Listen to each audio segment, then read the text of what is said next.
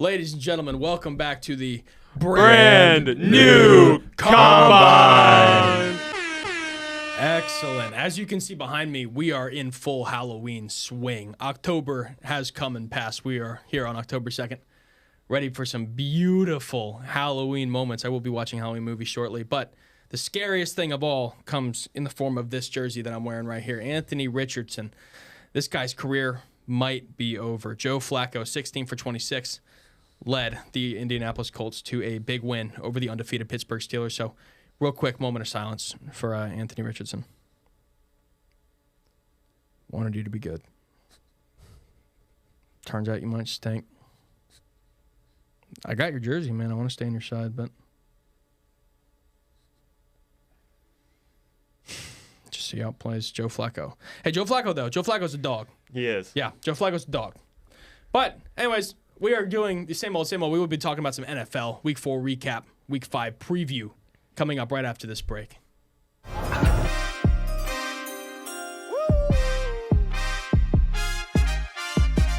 Yeah, leave it all on the court. Leave it all on the field. You gotta give it 100. That's from your head to your heel. This is the time that you want it. It's time to jump in and run it. Let's get to jumping and running into securing the deal. This ain't pretend, it's for real. Turn up the temp just a little. With stakes so high, he's gonna make the throw. It's a touchdown. Good looking for him. Block throw as always. Mike Evans, he scores again. Mix it up for the combine. Push it to the limit. How I give it at the combine. Bet I blow your mind when it's lights, camera, showtime. And welcome back to the brand new Combine. We are here talking about the NFL. Week 4 has come and passed. Good Lord have mercy. There are some massive storylines in the NFL. Seattle Seahawks lead the NFC West. Pittsburgh Steelers still lead the AFC North. Sure do.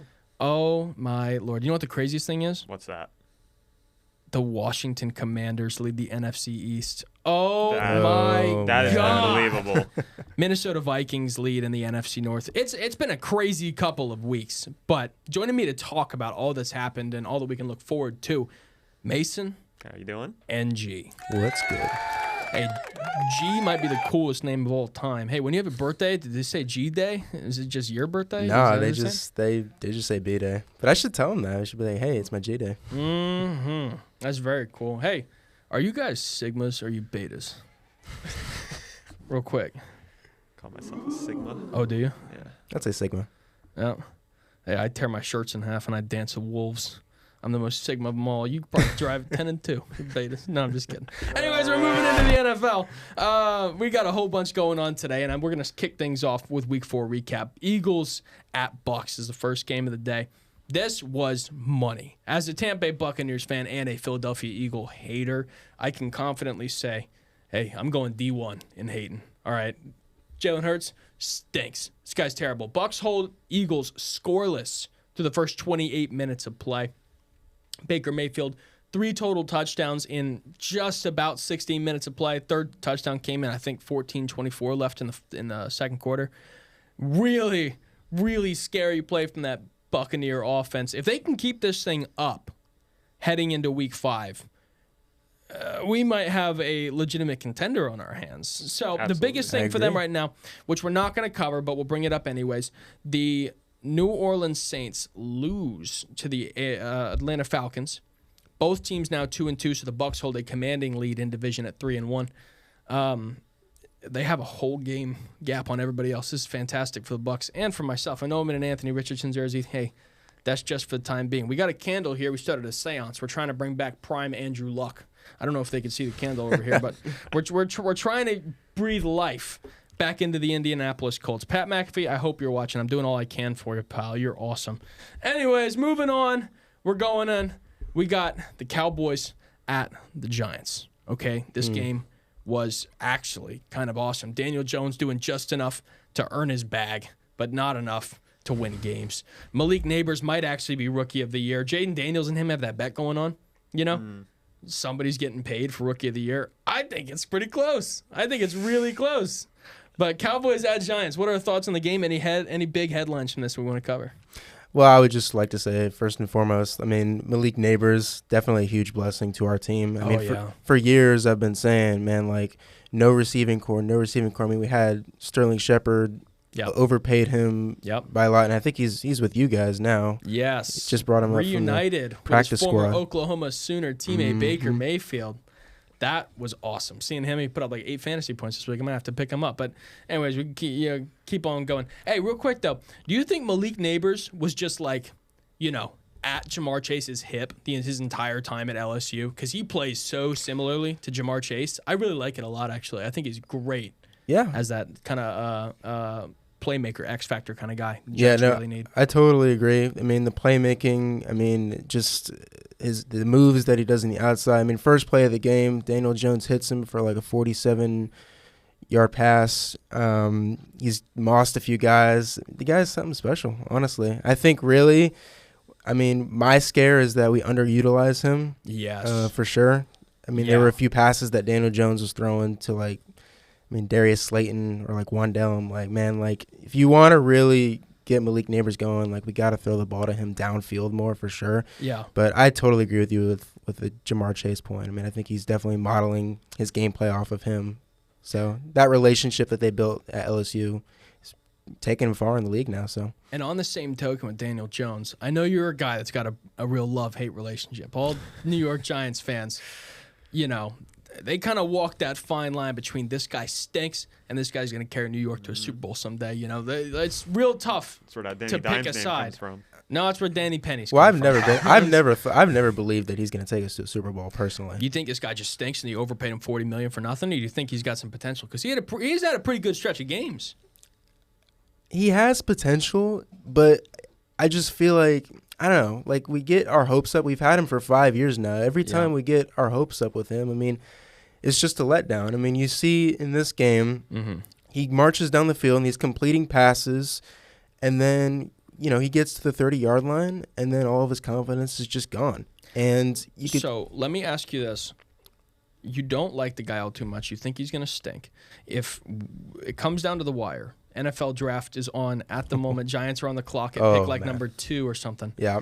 Are you drafting a quarterback? Are you riding out the last 2 years? Nope, I'm drafting a quarterback. Really? I was pretty upset that we didn't draft a quarterback this year, but I thought you were going to get McCarthy. I wanted Daniels personally, but I don't think there's anywhere. You'd have to trade up and give up Hall to get Jaden Daniels. Well, I wanted him. It's just I was happy with Malik Neighbors. I'll take Malik Neighbors, but I think I would draft another quarterback next year personally. Yeah, very fair. Understandable. Daniel Jones, this guy might suck. Moving forward, though, we got the last game, Vikings at Packers. Hey, somebody woke up the devil inside of Sam Darnold this season. This guy is making a prime candidate of himself for the most valuable player of the year award. Him and Baker Mayfield, hey, they're going toe-to-toe. Somebody's winning MVP between those two. What do we think about this game?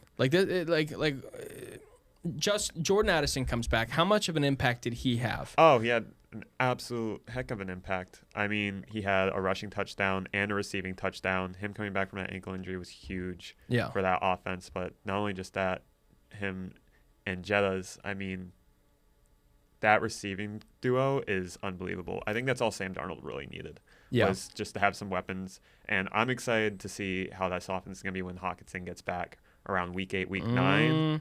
And I think the underrated part about this offense is Aaron Jones. Aaron Jones has had a heck of a season so far. Completely underappreciated too in Minnesota. Everyone's focusing on Darnold, obviously, which is a great story, bouncing around teams, former 3rd overall pick. But Aaron Jones in that run game has helped that team a lot. Yeah. A lot. They really needed, especially last year when they had Alexander Madison. They brought in Cam Akers, who has proven himself. He was a former running back 1. Now I think he's proven himself to be a true backup in the league, They finally get a running back 1, and they're all the more better for it. 123.4 rating from a guy of Sam Darnold's caliber is ridiculous. Absolutely. It's so awesome to see. What does he have now? I think 11 touchdowns, 3 interceptions on the year through 4 games. 3rd in the league in total QBR. Yeah, 1st in the league in passing touchdowns. Yeah. Sam Darnold is awesome. Wow. But he's unbelievable. Really living up to that 3rd overall pick status right now. Yes, awesome. Which is crazy. But coming back, we're going to round back around to the Vikings because there's going to be some stuff we have to talk about with them later. But moving forward, unfortunately, this one's not my game. Bucks at Falcons, Thursday Night Football. You know how much of a Bucks fan I am. I love it. I can't wait to hear it. I respect it, yeah. Primetime Kirk right now, 1-0 this season. After going 1-94 in the rest of his career in primetime. This guy stinks. He beat Philly 22-21 last-minute drive week 2. But I think the biggest key here, which I'm going to throw out before we get into it, the Falcons need to get Bijan Robinson going if they want to win games. Yep, without a doubt. Kirk is a passing quarterback. There's no doubt about it. But when he was passing over there in Minnesota, he still had some kind of a run game. And that aided so much. And over in Minnesota, Jordan Addison, Justin Jefferson, T.J. Hawkinson, terrific receiving core. Now he's got Drake London, nowhere near Jettis. Darnell Mooney, nowhere near Addison. Kyle Pitts, I hate to say it, nowhere near Hawkinson. They need to get Bijan on the ground. That is their playmaker. For sure. So what are the keys to this game? Maybe who's going to win, and how do we think it plays out? I think you hit it with the nail on the head. I mean, Bijan Robinson, he's probably one of my favorite running backs to watch. So awesome. Yeah, for sure. So awesome. Week 2, Philadelphia, 97 yards rushing. Played a great game, but then, went into that next week. I think I have 7 carries, 28 yards versus New Orleans. And then I think the week before, 16 carries, 31 yards versus KC. Mm-hmm. So that status of getting up to 95 yards rushing or even higher than that, getting him to the outside. I mean, he's a very versatile running back. I mean, he can go to the outside. I mean, he could really find gaps down the middle, but I think it's up to him, to be honest with you. I think he's able to trust his O-line, but I think really, I mean, the big thing that I'm in favor of with the Falcons, the reason why, I think they have a decent shot against the Bucs is their defense, but I think really if you get Bijan Robinson activated, it'll propel their offense more. Yeah, completely agree. My only hang up with the Falcons offense right now, besides being a Bucs fan, is Bijan Robinson is the kind of guy you bring in to have smash mouth football, to really run the ball. And the key to smash mouth football is consistency. Yep. If you lose a yard, first down, run an inside zone left, you turn right back around, run inside zone right, let him pick up 8 yards, right? You have to consistently run the ball. It feels like the play callers in Atlanta are terrified to run Bijan into the ground. I don't know if they think he's going to get injured or if they think maybe his arm is too much of a force to leave off the field. But Bijan is the playmaker.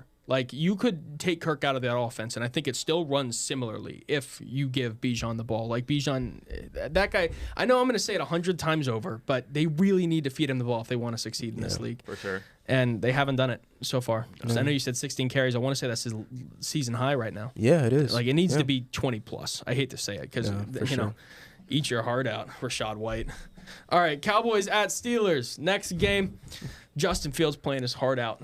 3-1, still leading the AFC North. They just wound up losing to not my Indianapolis Colts and Joe Flacco. Dak and the boys coming off a big win versus New York Giants, who we just talked about. Mm-hmm. And it's a huge game for both teams in the playoff race. Dallas behind a game or two, I think. Mm-hmm. One game to Washington. Yep. Pittsburgh up a game to Baltimore. Both of these teams really need a win to stay in the race right now. Absolutely. So what are our thoughts going into it? I think the big storyline is obviously Sunday Night Football, big matchup. Big storyline is injuries for the Cowboys. Yeah, you're missing Parsons and Lawrence. Yeah. Parsons has a chance to play. I could see him trying to make it. I don't see it happening. But the other thing is the Cowboys' running game does not exist. They're dead last in the league, 75 yards per game in rushing. I wanted Zeke to be back so bad. I've been thinking about Zeke recently. I really thought, man, maybe he might revive his career coming to a familiar setting, but just has not happened. Somebody get him a big old bowl of Fruit Loops and an oversized spoon stat. That's when that guy was peak. We need him back. They need to give him back number 21 is what they need to do. Yeah, they do. What numbers you wearing right now? 15. Oh, my God. What are you doing?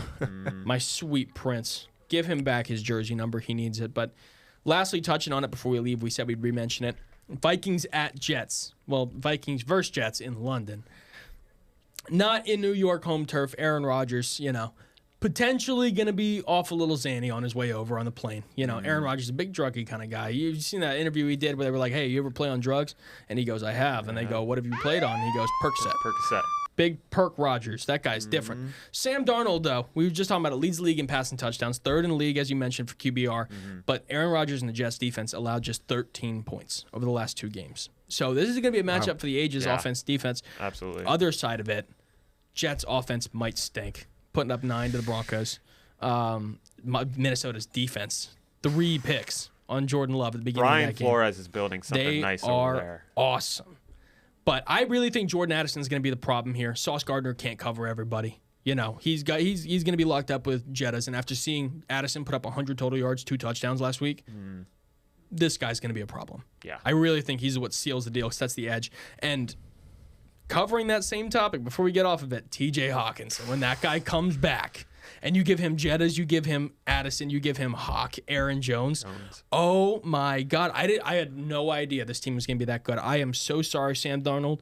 I wasn't familiar with your game. Like there's such a well-balanced team just all around. They have an amazing defense with Brian Flores as DC. Yes, he does not get the credit he deserves. Kevin O'Connell, head coach, offensive guru. Yeah. I mean, this team is way better well-rounded than I think. The fact that they're leading the NFC North. And last thing we'll touch on before we get out of here, move to segment 2. This is a huge game. If the Vikings can go undefeated heading into the bye next week, I think they really have an edge against Detroit the following weekend. And Detroit's one of my top teams in the NFL right now. But unfortunately for Mason, for G, for myself, that is the end of segment 1. Thank you for having Week us. 4 storylines, Week 5 headlines. We'll see what plays. Hopefully we'll have you 2 guys on back in the future. Talk about some more NFL. You know, get a little devious, dip our toes where they don't belong. We'll figure it out, though. Time heals everything. Anyways, we'll be back in a little bit with segment 2 on the brand new Combine. See you then. Hello, Hitting the Field family. My name is Andrew Montana, host of Season 19 of The Main Show. And on behalf of HTF, we hope you're enjoying today's content. But I'm here to tell you about everything else we have to offer here at the network. Mondays at noon, HTF Bets goes live with 3 of the best on-air faces we have in the program. Andrew Gregg's personality, Tyler Brownrick's sports expertise, and Nick Cohen's versatility make the show a fan favorite, but also a warm light to guide you through the harsh world that is the sports betting industry. On Tuesdays, Franki Noble hosts a brand new show called Girls Got Game, blending women in sports, the biggest sports news stories, and creative segments that make for a fun and engaging show. Next up, we've got The Combine, an easygoing, conversational, and podcast-style show dropping on Wednesdays with Ty Paton as your host. No changes there. But a big change for The Combine is the set. So, ladies and gentlemen, allow me to introduce you to The Combine from our brand new podcast studio. We've got the lights, we've got the cameras, all for Ty Paton to bring the action, and we hope you're just as excited as we are for this amazing opportunity. Much great content from The Combine this semester, as always. Then tune in Thursdays at noon for our second live show, The Main Show, hosted by, well, yours truly. Here we'll cover any sport, any topic, any story, no matter how obscure, be it basketball, football, hockey, soccer, UFC, MMA, cycling, even baseball. But be sure to tune in throughout the semester for our special shows, including drafts, debates, and much, much more. Lastly, Nighttime is aired on Fridays, where Patrick Previty and Matthew Bracker talk about UCF and college sports. From in-depth looks at campus's top storylines to collegiate records being broken nationwide, let Nighttime be your primary college sports resource. And outside of our 5-show roster, be sure to tune into our other content, such as the Studio Days vlog run by Vlog King Nick Cohen, breaking news graphics on our Instagram page, and much more. As well, make sure you're subscribed to Hitting the Field Network on YouTube, as well as following us on Instagram, TikTok, Facebook, and X. But as for me, I've been Andrew Montana. Thank you so much for watching, and back to your regularly scheduled programming. And welcome back to the brand new Combine. You are close to my heart. Yeah, let's give them a big round of applause. We very much appreciate it. And if you look around the Combine, we do have the Halloween set. I know I mentioned spooky season, bruh, earlier today, but officially we are in the full swing of things. Now, before we dive into IMs and girls naming girls, what Halloween movie are you going to watch first this year? Ooh, I'm going to watch Halloween Town. I already watched Nightmare Before Christmas. So good. I did too. I watched it the minute September struck. But I will be watching It's a Great Pumpkin, Charlie Brown tomorrow evening. Oh my God. And then Hubie's Halloween with Adam Sandler. That one's a good one. I love that movie. Anyways, we're not here to talk about spooky season, bro. We're here to talk, unfortunately, yeah. But stay tuned. October 30th, we will be in full regalia, in costumes. Hey, having a good time. We will be talking about intramural football. Unfortunately, Franki Noble and Brianna St were both present for this game, where our boys went into town exuberant. They came onto the Combine last week and said, hey, we won 42-7. We're a bunch of really good football players, and they went in and lost 32-7. Oh, yeah. I pitched the question, hey, it wasn't from me. Last week I said, hey, there were sources out there. Maybe it was Washington Post or whatever it was. They said, hey, this team might just be playing some bumps this past week. They might stink. And lo and behold. They stink. Maybe they stink. They might stink. The guy on the other team did the worm multiple times during the game. And, like, it was here's needed. the thing, though. I got to, We were asking them to do it. Hey, yeah, this is good journalism. I heard from the other sideline, hey, they were trying to pressure our guys into hit and dance moves mid-game. Is that true? We kind of were. Well, we were losing so bad, we got kind of bored. We started, we didn't start a "We Want a Worm" chant, per se. We just said, do the worm, like a bunch of times. But they did it, and they dedicated it to us. Impulsively hit the worm? We kind of switched. Whoa. Wait, so can I this is good journalism. Yeah. Were y'all technically the cheerleaders of this football team? I wouldn't say.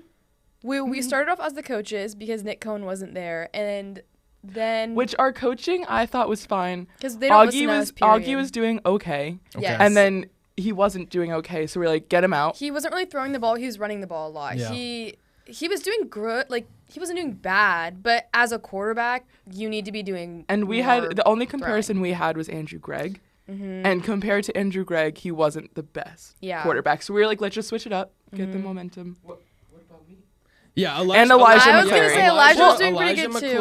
Well, if I had to say like a key to the game was they just missed Elijah and Andrew. 2 of our best players were gone. I don't know if my camera will pick this up, but show the camera right there. What does it say? I don't know if you'll pick that up, but there's a text right there. Can you zoom in on that? Is there any chance we can zoom in on that text? Do you need me to read it?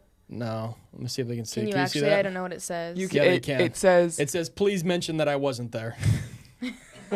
No, it's probably. No, it was that bad. It's probably for the best that you weren't. And I wouldn't say we were cheerleaders. We tried to be coaches, and then it was almost not uncoachable. They did not care. The game got so bad that started the coaches cheering for the other team. Were cheering for the other team. We did tell them at one point that we were cheering for them. Well, because we just wanted to see Ted Lasso coaches out here. Hey, everybody's a winner on the field. Love Ted Lasso. Hey, Ted Lasso is a really good show. And if you do the worm, Plus kind of guy. If you do the worm, you're a winner in my book. Unfortunately, Augie tried to do the worm. It was not successful. Yeah, it was pretty funny, but no. Oh my gosh. Do it. We need Can a they get camera it? on this. Get 2 out, yeah. This is about to be dangerous. Careful. Augie didn't even make it that far. I can't tell if that was a worm or like a snake. That made me slightly uncomfortable, but I'm happy for you. That was a minorly sensual dance move that I just hit just now, I feel like. But I will say my toes are rather injured. Both big ones. Both big Not his toes weren't injured. He scored touchdown after touchdown. We do have one touchdown. You did have one touchdown. Who scored? Augie? I think Augie ran it. Mm-hmm. And it was like he was doing for half the game. But I will give him his gold star. He did do good, but we need better players. We need Andrew and Elijah back. Yes, you sound like that one high school coach when they interviewed him at the end of the game. He was like, my players are terrible. Like, I got 11 guys on offense, 11 guys on defense. They just can't play football. They're not terrible. And there was a touchdown. Yeah. I mean, we played really good our last game. Yeah. This team was also really good. I know at one point they were trying to get the Ranieri brothers onto their team. Yeah, they were trying to recruit our players for their team while the game was going on. Like, during the game. It was a lot. Exactly. Yeah, exactly. Thank you. That's like the Thank you, Edgar Rodriguez. No way. You don't do that. That's disrespectful. That's very disrespectful, I think. But we're gonna move forward because there's not much more to talk about. This no is just more we were better depression. tonight. It's Halloween.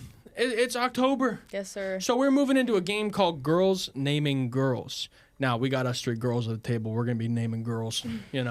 Hey, this girl's got game. Ain't that right? Franki Noble hosts the Girls Got Game. Absolutely. Ty Paton. Yeah, that girl's got game. She's got game. All right, so we're going to flash pictures up on the screen, different girls. You got to name the girl. Tell me who that girl is. Okay. I'll try my hardest. All right, first one. Who is it? Is that Asia? Asia what? Asia Wilson. Let's see.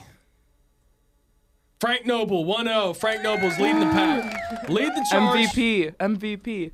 Don't say that. She just got it. Oh, she just No, got not it? MVP me. She was MVP. Donna Kelsey. Oh wait, that wasn't fair. I wasn't paying attention. My favorite Orlando native. Yeah, she lives in Orlando. Hey, Combine on the road, producers. Let's go see if she'll bake us brownies. Maybe she'll be at the Cincy game. She probably will.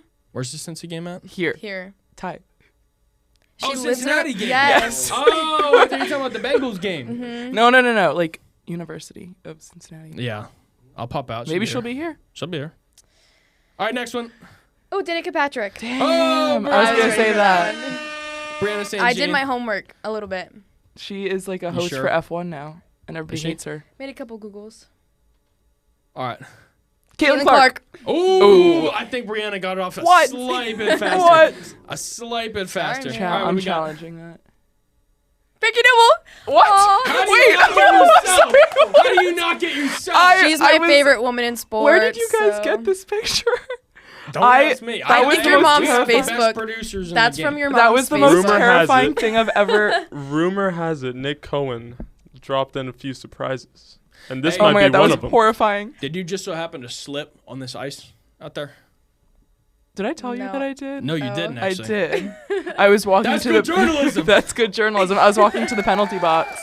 Everyone was watching me, and I was like, "Let me just cut through the middle," and I immediately fell.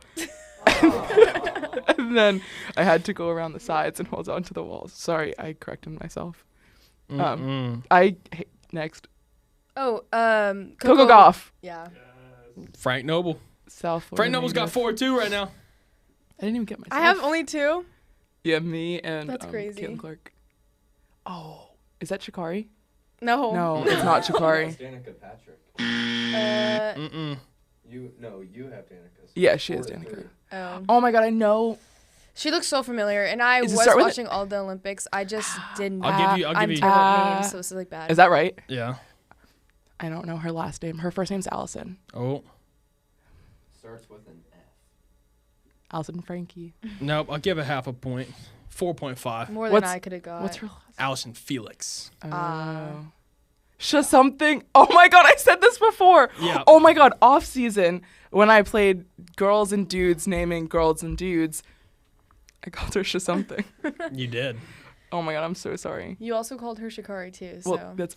Oh my god, the breakdancer. Oh my god. Oh my god, what? Ray Dunn. Or no, not Ray Gunn. Ray Gunn, not Ray Dunn. That's Ray Gunn. Yeah, I said Ray Gunn. No, but she said Ray Dunn in it. No, can we share that point? That was my speech impediment. Okay, no, please give it to me. I thought she said Ray Gunn. Oh, did I did. I heard Ray Gunn. I heard Ray Gunn. I said Ray Dunn. Ray Gunn. Give it to her. They said out loud. All right, we got 4.5 to 3. Franki Noble. We got 2 left. This is a game. 2 left. Who has 4? Bree St. Jean. What? No, who's picture? Okay, who is my op out there? Because there's no way. It's Nick Cohen. Nick Cohen, I'm coming for you. You know what? We'll make this a game to make it respectable because she's already up 2.5. Okay. So this next one's worth 2 points. What? Okay. So if Brianna can get it, you still win, but you only win by half. What do we got? All right, ready? 3, 2, 1. Sunny Lee. Oh, Suni Lee. Sorry. Lee. Sorry. Sunny Lee is wrong. Do we give Sunisa Lee. Sunisa Lee. Sunny Lee? Elijah, what are we saying? Producers, what do we got? Elijah. Sunisa is her full name. Sunisa. Okay, come on. I got the gist. Okay. I feel like Hey, what if she was saying sunny as an adjective? Like she's a real sunny person. No, her Instagram bio, I thought she has a name who she's dating. You win. Oh. The basketball player. Okay, There's women in like sports 100 don't of have them. to be about men. Never mind. Yeah. Never mind. Isn't this about women? Yes. Who cares about She's dating the boyfriends? basketball player though. okay, but which one? What team? Okay, I actually have no idea. so He's I'm really trying to- tall. No, he's not. Oh, he's No, only he's not. He's a shooting guard on the Suns. I can tell you who Simone Biles is married to. LeBron James. No. So, actually not. Jonathan close at all. Owens, famous Packers player. Bears. I was kidding. Yeah, Who Devin. got the points on that one? Wait, don't I still Devin. win? Can I please get the point? No. Yeah, I'll give you the point. Why? Don't give me. I You don't think have to give me so. 2 points. I'll just take one. Do we have You like a still win. tiebreak? Oh. Franki Noble wins 5.5 to 5. Whoa. Good game. You get half point for whatever the other thing was. I forgot what it was already. I can't believe I have you. You got Got me. you. I got you. We're just locked in like that. BFFs. Girls naming forever, girls ever, each ever. other. You know what? Yeah, you got her and she got you. That's what we just said. Oh, I wasn't listening. I'm sorry. You're supposed to be paying attention, Ty. I was in my head looking back at this crime scene tape and going, hey, that's really cool. I know the set cool. looks great. I'm so excited. Yeah, shout out Nick Cohen. He told me yesterday, he's like, guess what I got? Caution tape. I need to, I was like, okay. I need to put, I'm going to bring this with me, actually. I need to put some bolts up here and over here and back here. You have to. So that it can be stuck in the wall so I can climb it like Spider-Man. I would pay good money to see that. I'm not going to lie. I think it'd be so funny. Don't you have your Charlie Brown vinyl thing? You should bring that. No, I have Nightmare Before Christmas on vinyl. Oh. I have that album on vinyl. That'd still be pretty fun. Bring that. Album. Bring I that. like that a lot. Bring it and hang it up somewhere. You need more decor. All right, so here's what we're going to do. I'm going to go ahead and close out the show, but I'm going to continue talking in case Nick Cohen wants a little show. All right, so ladies and gentlemen, this has been the Brand New Combine. I have been your host, Ty Paton. And, hey, it's Halloween, baby. What else do you want? We'll see you next week on another Halloween-y episode of the Brand New Combine. We'll catch you then.